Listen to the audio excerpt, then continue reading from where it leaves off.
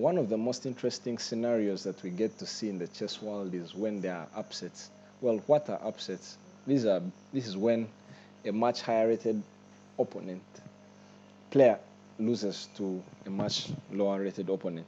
Now, in this case, IM Mwali Chitumbo from Zambia, rated 2281, won a very interesting game against Haik Martirosyan, who is a grandmaster 2632.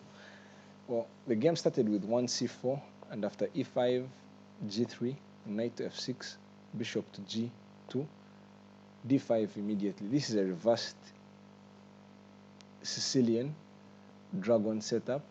So it's like you're playing the Sicilian dragon but with colors reversed. So an exchange happens on d, and after the normal development with the knight falling to b6, we get to see d3, bishop to e7, a3, and it feels a slow development by white, but actually it's playable. The game is actually still even. Bishop to e6, and knight from b to d2, f6. So f6 immediately indicates that actually a pawn thrust on the king side is possible. Well, the other option that black had was to go for queen to d7 and either castle queen side or king side. Options are still open and all are playable. So f6, and after b3, queen to d7 now, and understanding the next threat, rook to e1 is played. Well, rook to e1 basically avoids the exchange of the light squared bishops on g. h5 is played. Now h5 immediately attacks it causes a pawn thrust on the king side, and right now white is seemingly under pressure, but it's holdable because after bishop to b2, h4, rook to c1 is played. Well, right now the thing is that you have to understand in the position you must use the resources you have. Well, the resource that is available and evident right now is obviously the c file. Trying to understand that actually white would want to go queenside, so you're always there ready to thrust and attack on the queenside. H takes g3 is played, and after f takes g, well, obviously taking with this immediately opens up the f file, and this is not good news. A possible move is even landing the bishop back or even down, and the queen might make an intrusion in, and it's really, really bad. Yeah, so there's no need for that drama.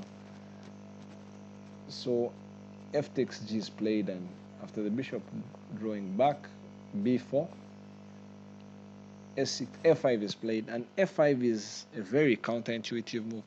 A very common move is in this position is actually s6, trying to meet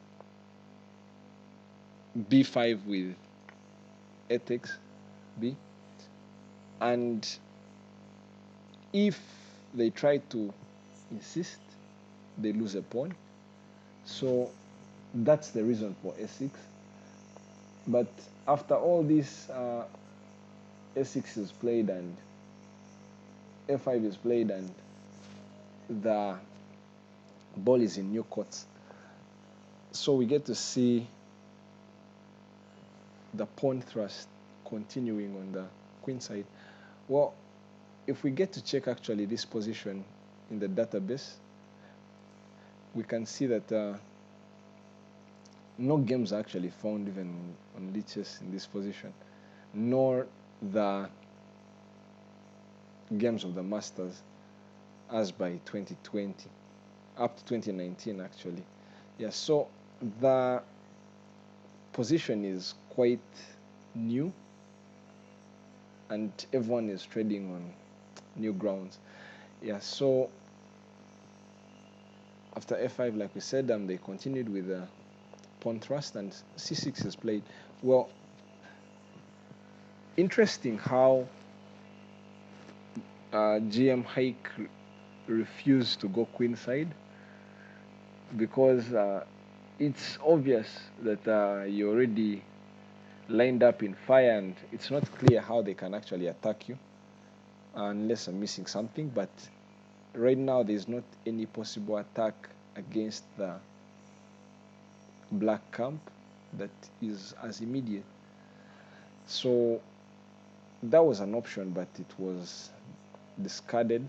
c6 is played, and after d4, well, principles state that when your opponent didn't castle, open the center.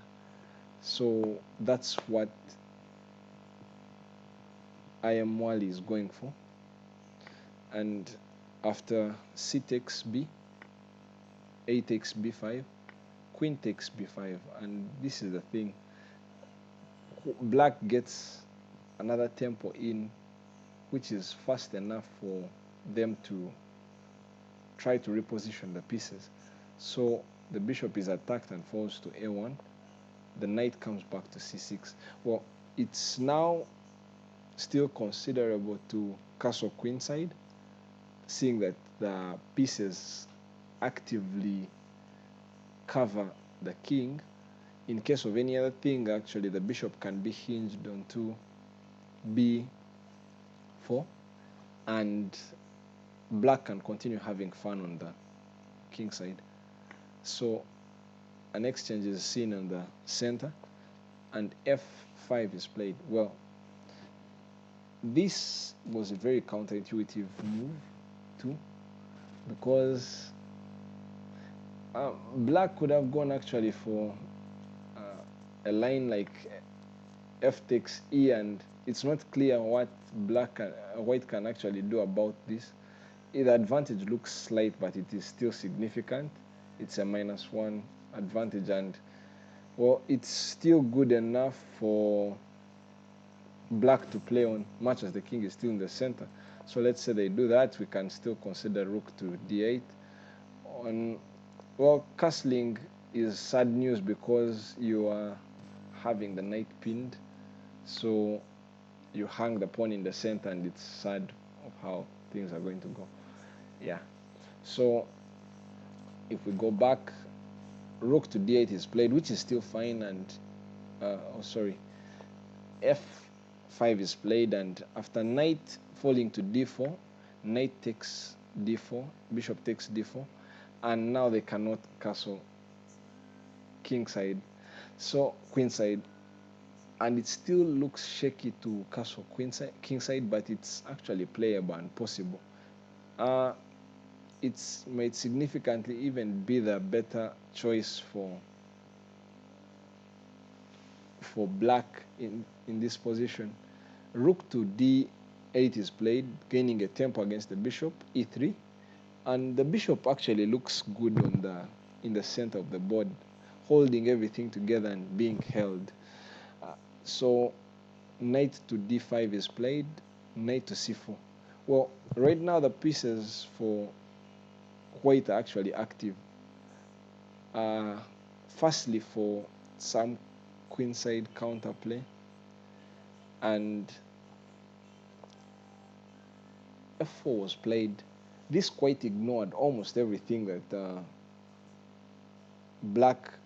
white wants to do because of the following setup. Well, black has tricks up their sleeve themselves. That's why that was played. But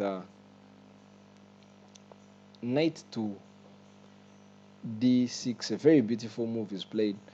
Why? Because the knight attacks the queen and forks the king with the queen, so it must be exchanged. And after the exchange, we get to see f takes g, and after h takes g, the knight falls to f6. Well, this was a good maneuver, so that you still hold your king side together, but it still looks very shaky. It's not the best of sight that you can look at. And sadly is that after that move, we get to see that actually the black pieces get entombed from behind and the white pieces get to be so active. After rook to c5, queen to b4, rook falls to c7, and they're attacking the b7 and g7 squares. Well, critically, what was defended was the g7 square. That's because once the rook swings to the king side, then the knight is already loose. Yeah, so bishop to c5, attacking the queen. Queen comes to b2, and then the bishop comes to g2. Well, obviously you don't play any other thing that is silly, maybe like here, because you fall into trouble and it's really ending badly. The other option is even taking the bishop. This totally puts your bishop down and the game is lost, seeing that they have even passed pawns on the queen side. So let's go back. After queen to b2, we see bishop to g2, and the knight falls into e4. Well, actually this was the bad and losing move in the position, sadly, because the grandmaster didn't look at rook to e2, which was played in the game. Well, rook to e2 immediately displaces the queen. Well, what's the trick behind is that if you actually capture the knight, then you're checkmated in 2. So that is sad if you end up that way.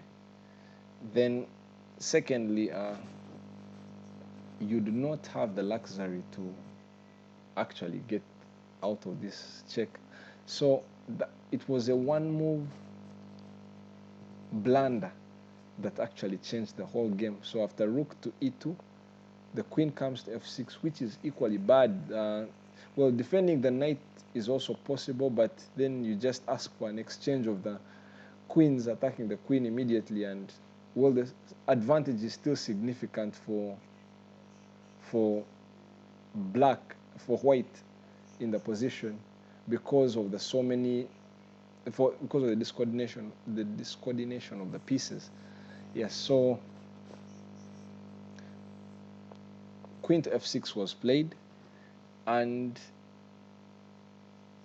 after the knight is lost, then the game is totally over.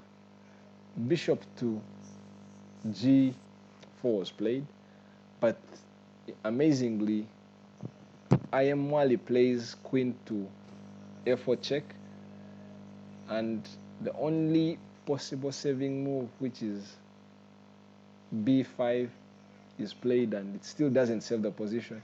Well, what of moving away? Well, moving away doesn't really do anything, because firstly you are in the check of the bishop, so you haven't really solved anything. And after moving away, then there's this check. This is about to be picked up. Then secondly, the rook is going down to exchange itself with the other, so that is really bad. So